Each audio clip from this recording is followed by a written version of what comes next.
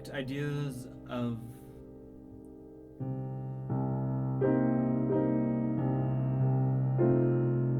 self-destructiveness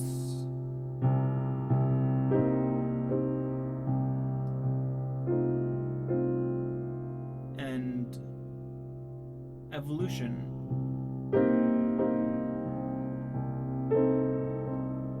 which we often think of in terms of setting a precedent for survival.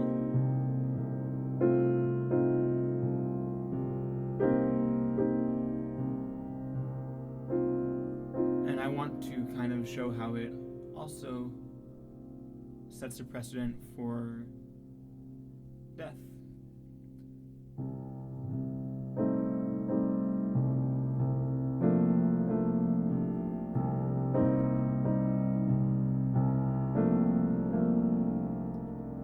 And then I want to connect both those ideas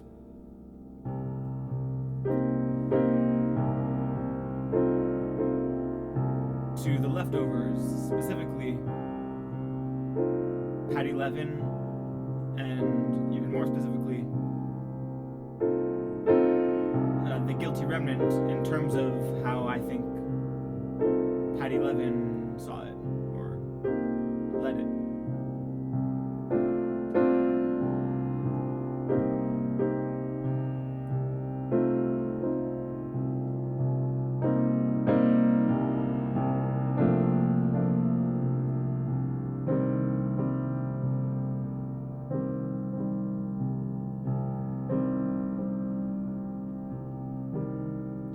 So I want to start with evolution.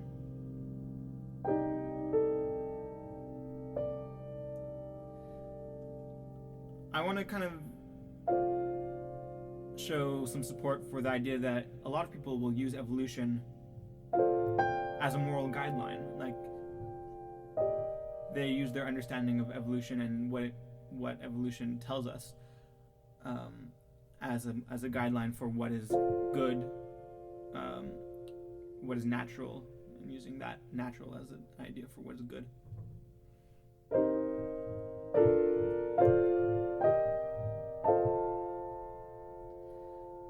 So to start with that, we think about evolution a lot in terms of, we say survival of the fittest, right? Evolution shows us that that which is fit in some way or another, whether it's in mind or body, they will survive, right? They will continue as a species. I'm going to kind of try and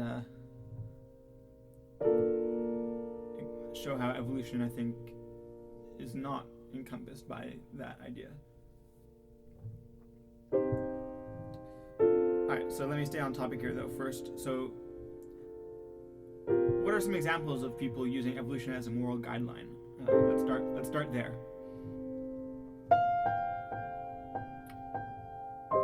Well, first, framing it in the context of the idea that evolution kind of tells us that to be fit to survive is good, right? So that itself is kind of using it as a moral guideline. And then the idea that death is bad or a problem.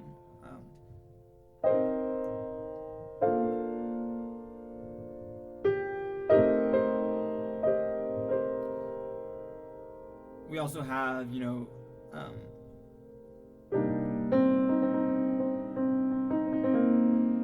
idea of propagating the species as being a good thing according to evolution.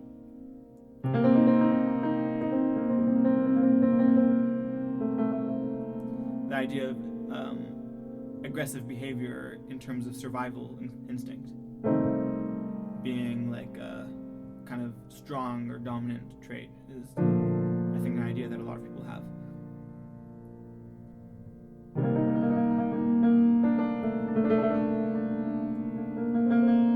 You also have, within evolution, when there are some people who will try to make arguments against homosexuality based on evolution or quote-unquote what's natural, which, have opposing kind of counter arguments, showing that there's examples of homosexuality in evolution. But anyways, I think the idea in the first place that evolution can be used to try and argue that homosexuality is somehow wrong. I think the very fact that such an argument could exist shows that some people are using it as a moral guideline, right? That they interpret it in such a way, and then that makes it good or right. Or also even using it as a counter argument also is using it in the sense of a moral guideline. Like, why are we even looking at evolution as to tell us whether homosexuality is somehow right or wrong? The idea that we'd even look to evolution shows that we use it as a moral guideline. Some people do, at least.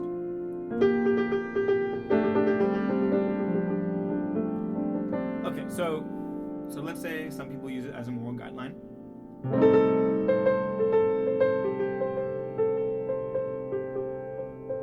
So like I was saying, I think a lot of the times this is framed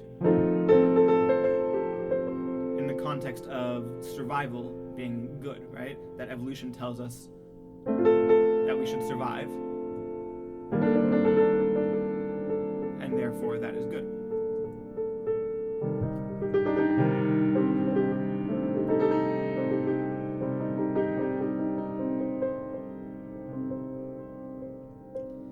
So I'm going to start launching an argument against that.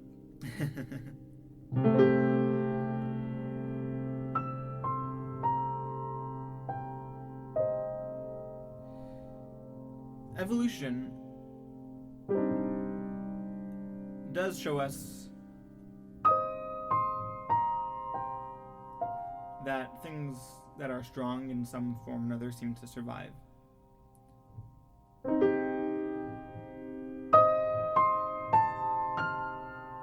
However, in the process of evolution, in the context of evolution, nature, context of nature, things die. In fact, everything dies. So you might say that evolution is full of death.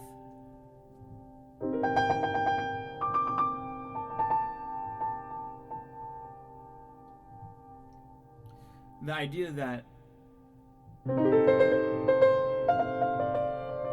survival is the part that we latch onto, the part that we say is good. That's a human idea. It's a human kind of choice to latch onto this idea of survival as being good, as opposed to saying, look, in evolution we can find not just survival, we can find death as well. Who says that evolution is trying to tell us that it's good to survive when there's so much death, right? Well, humans are saying that, right? Humans say, well, we want to survive. So we latch onto that idea that survival is good, but we kind of ignore the fact that actually evolution is setting precedent for death as well. And for self-destruction, for the weak, right? Evolution's full of weak things. That's why there's these other, there's this differentiation between things that are weak and strong, because there's so much weak that exists as well.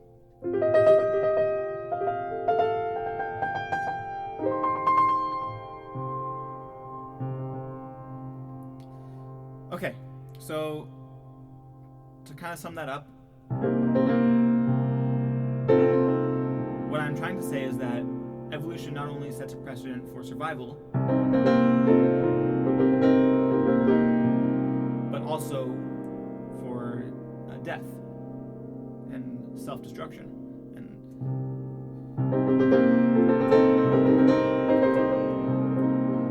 so now you might be asking, why are you telling me all this? I shouldn't say telling. That's not the right word I want to use. But why am I going through all this? What am I trying to get at?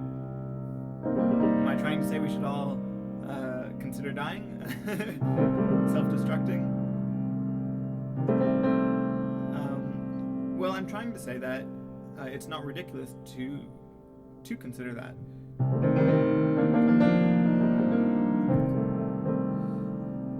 let's step back a bit, and I want to talk about why this is all going, why I think this is all valuable in the first place to kind of work through. Obviously, I'm here, I'm alive. I've made, you could say I've made a choice to be alive. I'm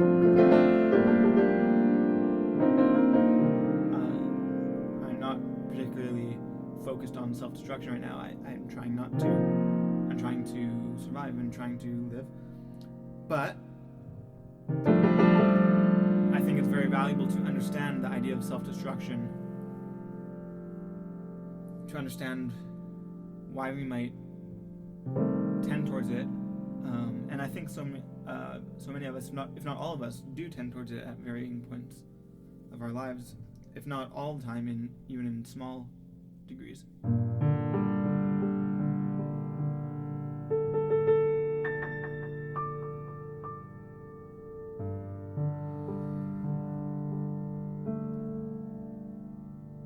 Okay. So,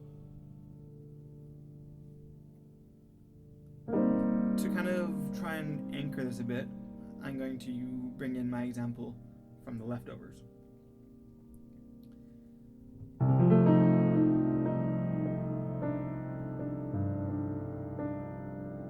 Patti Levin, this is going to have spoilers for season 1 of Leftovers. If I am about to say a season 2 spoiler, I will announce it beforehand, but this will definitely contain season 1 spoilers, and pretty big ones, alright? So keep that in mind. Patti Levin is a character in The Leftovers who is part of this quote-unquote cult, you could call it,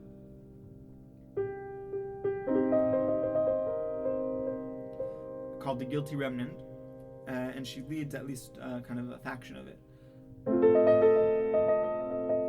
in season 1 of The Leftovers. They are a bit mysterious in terms of what they believe, but as we kind of come to understand, and this is my own interpretation mixing in here, because it's very open to interpretation, but my understanding is that Patti Levin's Guilty Remnant believes in kind of seeking death, you could say, that humans, basically that it's pointless to be alive. It's a pretty intense statement. It's also kind of contradictory. It's kind of it's kind of funny that I don't mean to say funny in a way to mock it, but it's kind of interesting that they latch onto a purpose of kind of preaching this idea that it's pointless to be alive, and that purpose keeps them alive, right? It's kind of interesting.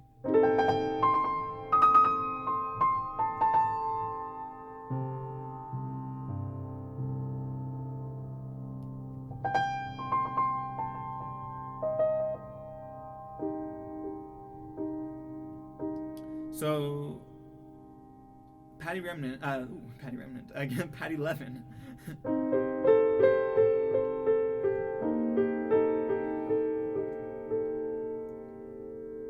In the end of season 1, towards the end,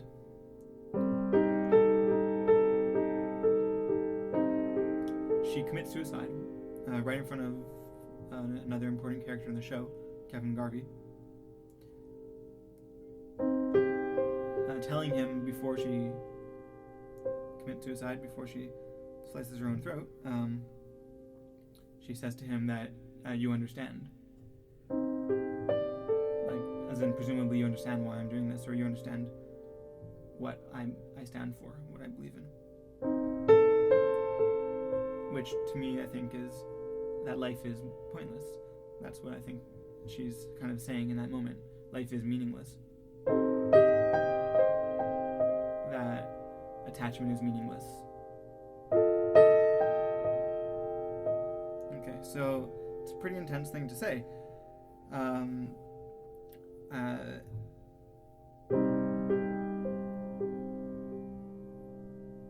And it's kind of hard to understand, I think, why would someone say something like that?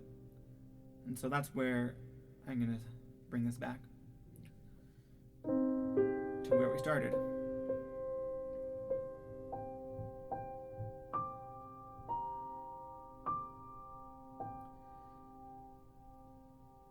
it's, I think, very understandable for someone to actually think like that. And I don't mean to sound condescending either when I say like that someone might think of that. And in fact, I've been in that place where I've kind of felt like, and sometimes I still am. Sometimes I wonder, does life have a point? Is there any reason to be alive? I mean, it's a big question, right? Like, what's the point of being alive?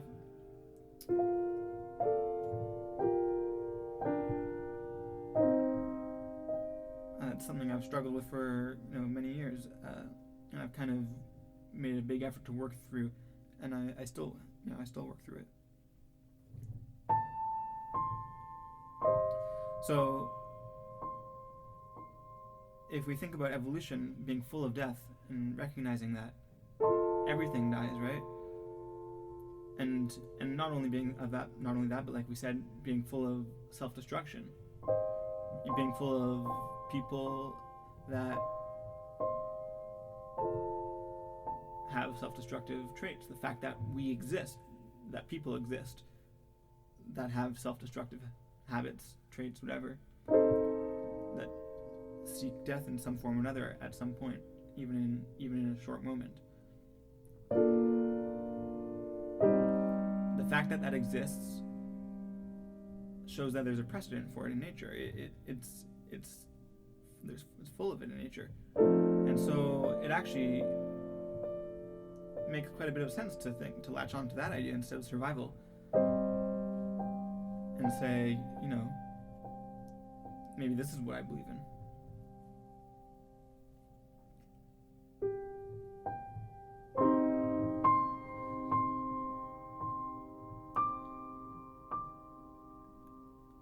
I might be depressing some people right now.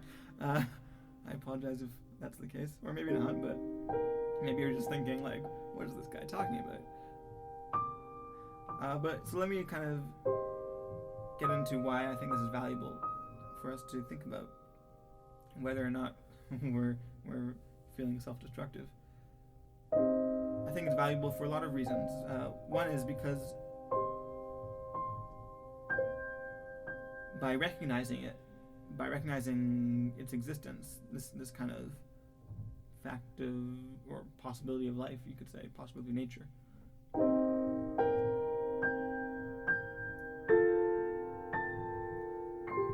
it allows us to work through it instead of just ignoring it and kind of maybe unconsciously pulling us down. Like a lot of us, including myself, have various little self-destructive, you could call it, habits. Like whether it's, for me, it's been playing video games like incessantly, like addictively. And I'm not trying to say that video games are bad, by the way, just to be clear here. But they can be, just like many things, they can be used in a way that is self-destructive. Or, whether it's that or, drinking, again, could be fine, but could be used in a self-destructive way. Anything, so many things, right? There's so many things we can do that work against us, right?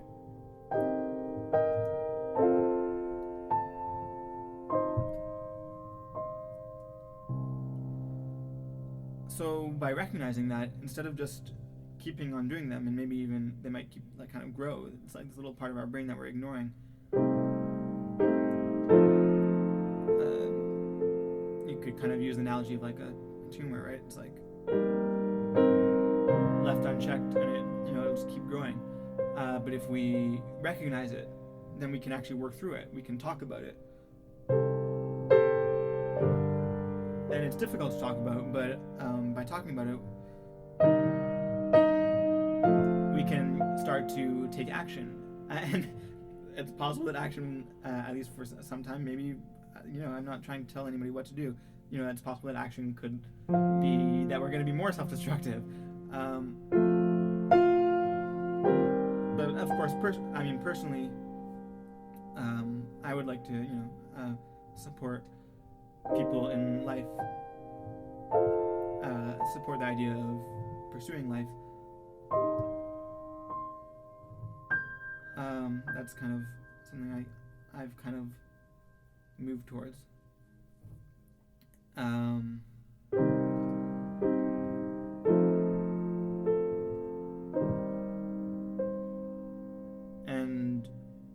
And so we might be able to take action towards reducing our self-destructive habits as well.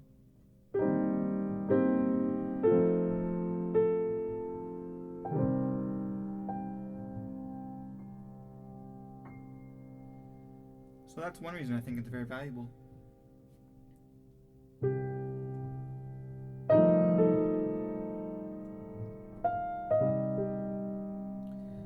Another reason is empathizing with people who are self-destructive or even like suicidal or just like or harming others, all kinds of behavior that kind of seeks out death as opposed to life. I think it's very valuable to be able to empathize with people who are tending in that direction. And again, so that to help them work through that, to be there to support them in a way that where you're actually trying to understand them and are hopefully able to understand them.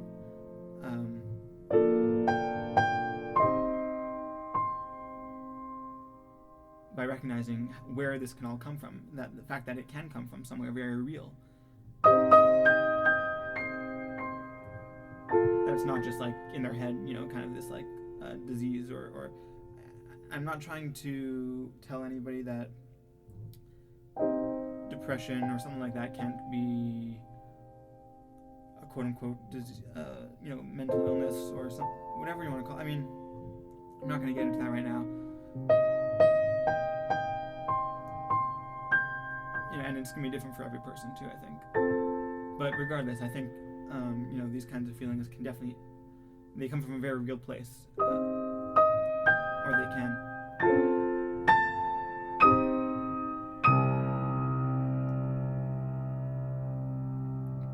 Yeah. So I think that's kind of where I can start to wrap up. It's been a long video.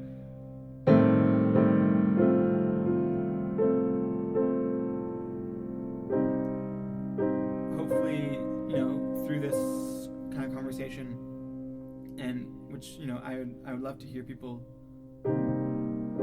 pitch in on and share their thoughts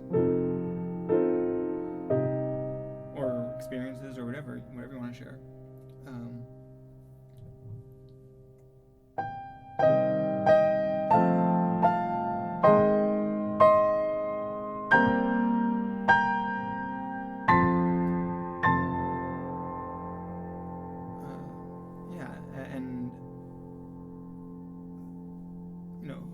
Hopefully this video kind of introduced the topic in a long way, but hopefully in a necessarily long way.